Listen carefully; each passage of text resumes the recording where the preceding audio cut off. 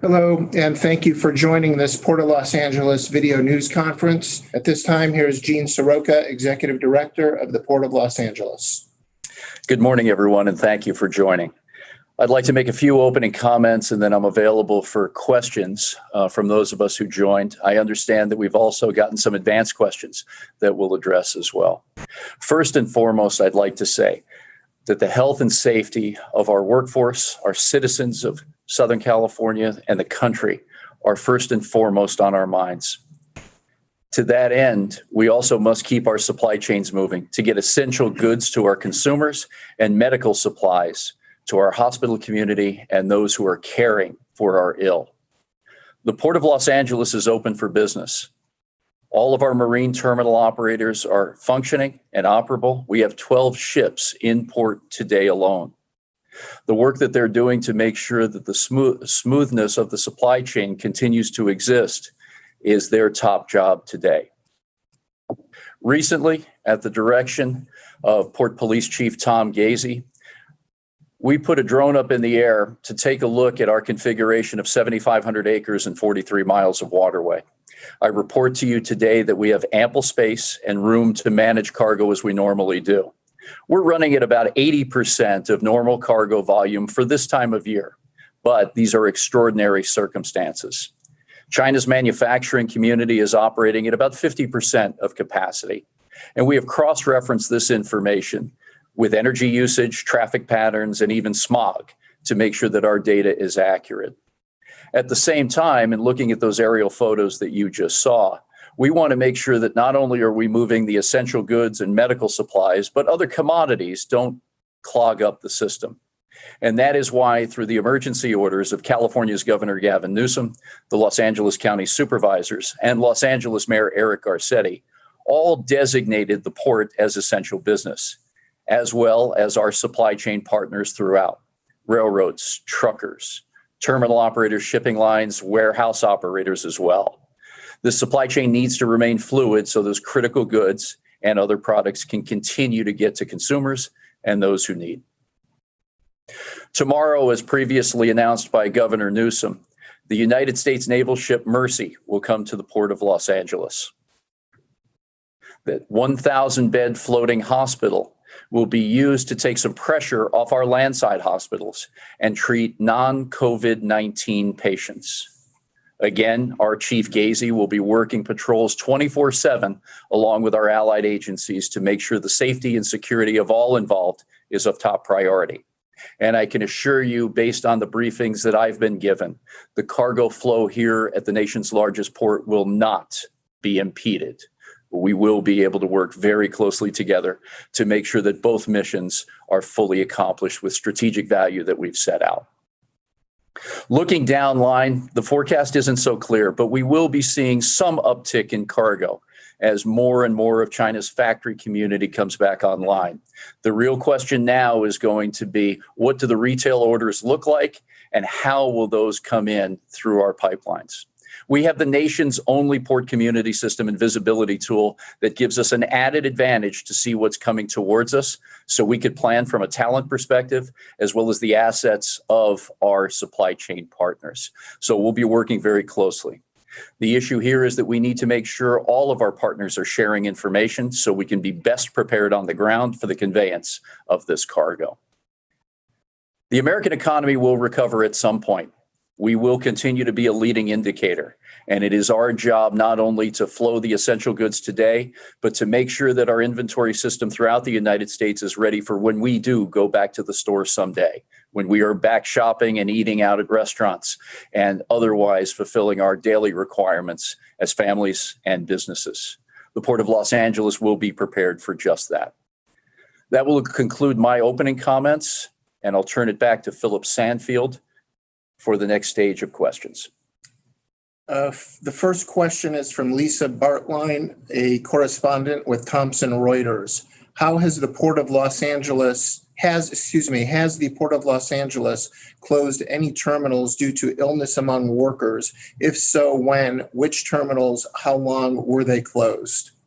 There have been no reported illnesses of workers on our docks here at the Port of Los Angeles, and no terminals have closed for health reasons. We have 27 terminals and 270 berths here at the Port of LA, and are very nimble and have the ability to move ships around in the event of an illness. We have tendered to our mayor the continuity of operations plan, which has been improved to ensure just that we are following CDC and Los Angeles County Health Service guidelines for protective measures to keep our workforce healthy and safe. And should there be a deviation in those plans, we have the ability to move cargo, ships, and assets around as need be in order to continue the flow of cargo. The next question is from Bill Mongaluzzo, Journal of Commerce. What is the short term, i.e. next few months, and midterm through peak season for port import and export volumes through the port? Economists have been blunt in stating that a global recession has started, even though it won't be reflected in Q1 numbers. However, they say Q2 numbers will see a significant drop in U.S. GDP and global trade volumes, at least through the second quarter and possibly well into the third. That means U.S. retailers who must place their orders soon for back to school and holiday season merchandise will be extremely cautious as to how much they order from factories in Asia. Thank you, Bill. We've had two tremendous shocks to our supply chain system recently. One being the ill-advised trade war between the U.S. and China that saw a tremendous run-up of cargo before tariffs or taxes on American companies were put into place. To give you perspective, right now we are moving about half of the amount of cargo that we did in the third quarter of 2019 during that run-up. We have ample space and we have the ability to move the cargo smoothly. The second shock, obviously, is what we're talking about here today, and that's the COVID-19. First and foremost, this is a public health crisis that must be curbed, and the virus has to be eradicated. The work of downline forecasting is just that, forecasting. We see the knock-on effects of both going through the end of this year at the very least. There'll be a pendulum swing. We have some empty containers and distressed exports that we must move to Asia, and we need to get ready for that first wave, albeit modest, of imports that will be coming back our way. That pendulum will swing probably a couple times until August, and we'll see what definition of peak season holds this year. But suffice it to say, we continue to see much lighter volume than normal at this point in time, and with all of us either working or sheltered at home, we're not buying as much as we normally do. And therefore, we believe the retail community will be very conservative in their ordering, and traffic will continue to be light by our standards. The next question is from Suhwana Hussein, the Los Angeles Times. I'm wondering what types of safety precautions will be taken for workers? This is a topic of conversation almost every hour. We've been working very closely with the Pacific Maritime Association, which is the employers group that hires the longshore men and women on a daily basis. Equal time is being spent with the longshore folks to make sure we understand their requirements. Just last week, it was brought to our attention here at the Port of Los Angeles that the ports of LA and Long Beach did not have sufficient cleaning solution, nor materials, latex gloves, cloths, etc., to make sure that the machinery, communications equipment, and other tools of the trade were clean when they were passed from one longshore member to the other. We jumped into action. And with the great help of Los Angeles DWP General Manager Marty Adams, we procured two 350-gallon tanks of industrial bleach, which then our hazmat teams began to mix. We had staff go out and buy 32-ounce spray bottles to distribute to all of our terminals throughout Southern California. And there may be help on the way for other ports throughout the state as well.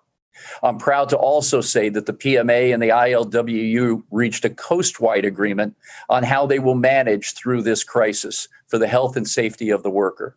Protections, protocols, cleaning supplies, and equipment, all discussed at the highest levels in both organizations. We will continue to work as closely as we can with both sides, as well as our truck community, to make sure that social distancing takes place as trucks enter and depart our marine terminals. And we're taking advice from stakeholders throughout the supply chain with every conference call and video chat that we have to make sure that we are looking out for the best interest of workers. This is a daily process, even hourly on most occasions, to make sure we're taking the best ideas, replicating best practices, and enabling our folks on the ground to work in a safe and healthy environment. Question from Jim Roop, Westwood One Network. What is the biggest challenge for the port during this pandemic? Is it getting workers to come in, making sure workers have the proper safety equipment? What might be the one biggest challenge? It's all about people. We have the best and brightest workforce in the world right here on our docks in the west coast of the United States, and specifically here in Southern California. There are about 15,000 longshore, Class A's, B's, and casuals that are available to work. And while work has been down because cargo volume has been lower, recent weeks have showed that there is an uptick in folks going out on the job simply because we're managing more freight. And we trust that that will continue. But again, we're looking at our forecasting models very closely. As I just recounted, making sure that we play a vital role in keeping this equipment clean and safe for our workers through whatever means we can contribute. And last week's effort between the Port of Los Angeles and the Los Angeles Department of Water and Power really showed just that. Further, making sure that information flow is coming our way and we are sharing across the supply chain groups, including longshore labor, is the best thing that we can be doing right now. So we are prepared on the ground to manage the cargo and get those critical goods along with medical supplies in the hands of the experts that need them. Question from Tony Barboza, Los Angeles Times.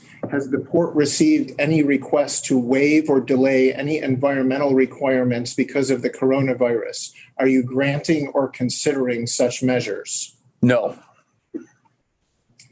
Question from Patrick Healy from NBC News. You've mentioned 80% volume. How much has that fluctuated in the past few weeks, and what is your forecast?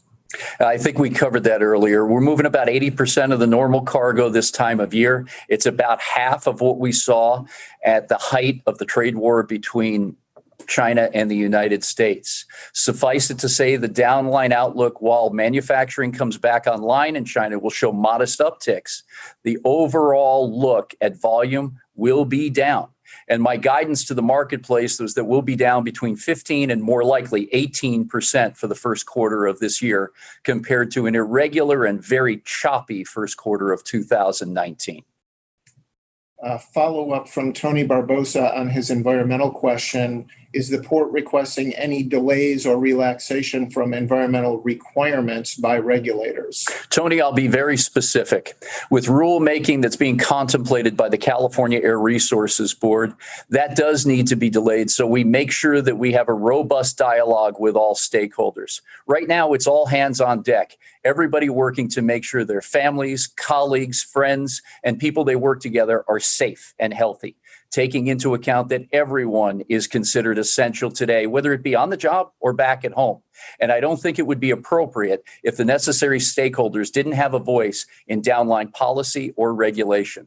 As you well know, we've reduced diesel particulate matter here by more than 90%, sulfur oxide by 97%, and NOx by 64% since we first initiated the world's only Clean Air Action Plan. We at the Port of Los Angeles called for a second iteration to that and the Clean Truck Program, which is going on.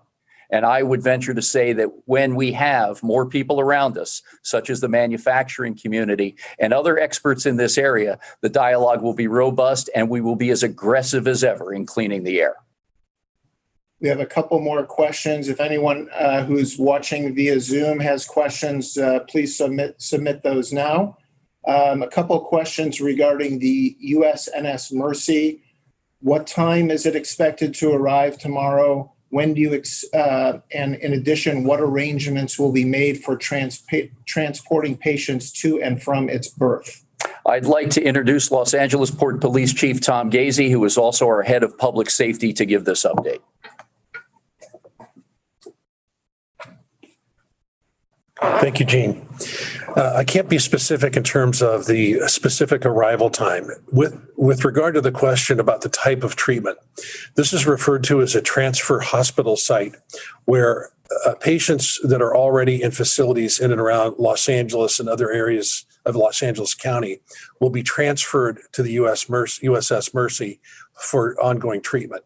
But let me please point out, this is not intended to be a service site or a hospital site that you would come to for an emerging medical need or in the event of a medical emergency. Please respond to your local hospitals where you can receive medical treatment as you would under normal circumstances. The intent of the Mercy is to offload patients at regional hospitals to free up additional beds in and around the county of Los Angeles to treat your needs and take care of your families. Chief, a follow-up question. What are some of the logistical hurdles, if any, of having the UNS Mercy at the Port of Los Angeles? This is very similar to having any other large ship here at the port, which we handle on a day in, day out basis, 24/7 throughout the year. There are some dynamics in terms of ingress and egress of private ambulances that will be transporting folks from our area regional hospitals to the Mercy for treatment. But other than some increased security measures, the presence of the United States Navy, the United States Marine Corps, and a variety of our allied agencies to ensure a safe and secure environment for the Mercy and their operations. Other than that, as well as U.S. Coast Guard presence and an increased Los Angeles Port Police presence, both landside and waterside. Operations will be normal in the Port of Los Angeles and will meet every need that's necessary to ensure appropriate medical care for those that are arriving regionally to the USS Mercy. One follow-up question, which I think you may have answered. Would patients be transferred there immediately or only if or when it's needed? Patients will be rotated out of regional hospitals on a case-by-case basis, and the tempo in which that occurs will occur over several days. It won't be a rush of patients coming in at one time, and there's a capacity of up to 1,000 beds on the Mercy for treatment. Very good. We have a question back for Mr. Seroka. Thank you, Chief Casey. This is from Stas Margaronis, American Journal of Transportation. According to Sea Intelligence consulting partner Lars Jensen, he is predicting a 10% and maybe more removal of container vessel capacity from global trade lanes. How will these ocean carrier cutbacks impact the Port of Los Angeles? Thank you for the question, Stas. It's all about supply and demand. What we see coming down line from purchase order management systems that usually have an order cycle between 90 and 120 days. So we know what's in the pipeline right now, what's going to be on the water, and what's en route to us as we speak. But as I mentioned a little while ago, looking at the retailers' downline orders right now shows quite a bit of softness. And if vessel space and services need to be rationalized, we'll work very closely with the liner shipping companies in the Trans-Pacific market. Suffice it to say, between these two major shocks to the system of the trade policy and now this worldwide pandemic, the knock-on effects will be felt through the balance of 2020, if not beyond. And we'll be taking regular stock of the situation as we do every morning at our leadership meeting and every day as we're talking to the supply chain stakeholders. Michael Sasso from Bloomberg News asks, with the current shutdown of many retailers, are you seeing many more containers being stored at the port rather than loaded onto trucks? Is there a capacity issue at the port? There is no capacity issue at the port, and you might have seen the aerial photos that we've taken earlier this week. Again, a lot of my discussions with supply chain professionals revolves around the disposition of the port, its space and capacity. And as you can see from those aerial photos, we have plenty of space to work more cargo. Now, what we have to do is smooth out that cargo flow. I used the analogy earlier of a pendulum effect, where we will have to get the empties from here right now back to Asia, so we can line up with the manufacturing community's needs, specifically in China, as more and more folks come back to work. This is an example of the largest terminal in North America today. It would equate to about the fourth largest port in the country. And as you can see, there is ample space to do business on the ground. The ability to modulize this in looking at the containers in front that are empty and those in the nearer part of this picture that are laden and ready to move out to our customers. So we've got ample space, we've got the capabilities, but we must manage this cargo flow and smooth it out as best we can with our industry partners. Okay, there are currently no other questions. I think we'll turn this over to our Community Affairs Advocate, Cecilia Moreno, here at the Port of Los Angeles. She will share brief remarks in Spanish, and if anyone has any final questions, we can step back in after those couple of minutes of remarks in Spanish. Or take questions in Spanish if anyone has any. Cecilia?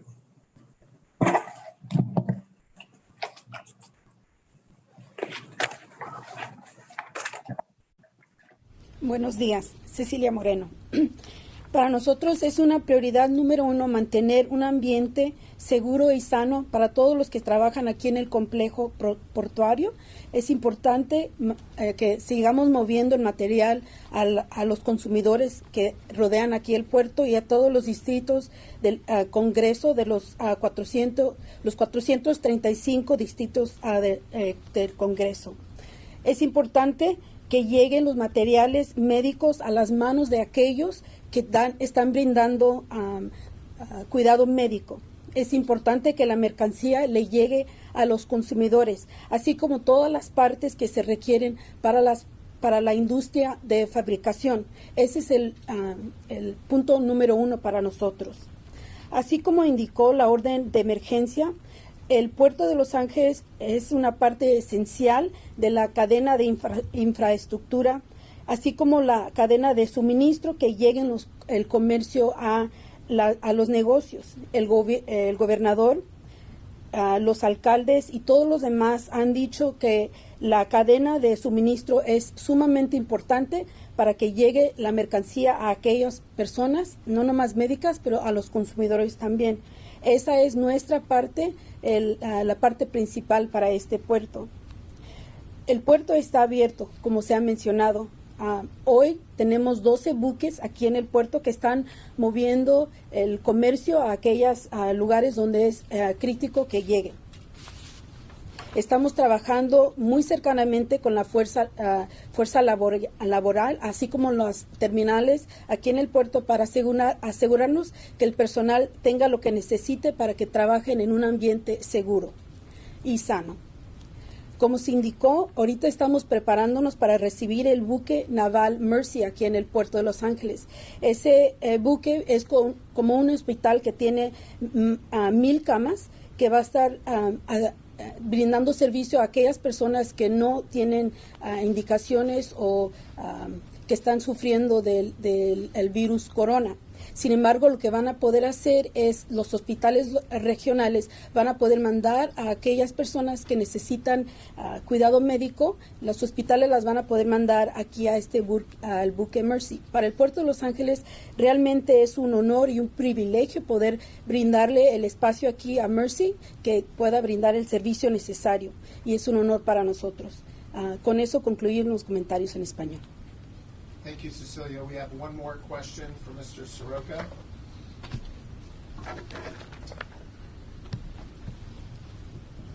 This is an unidentified media person asking, does the port have a procedure in place for expediting medical goods through the port?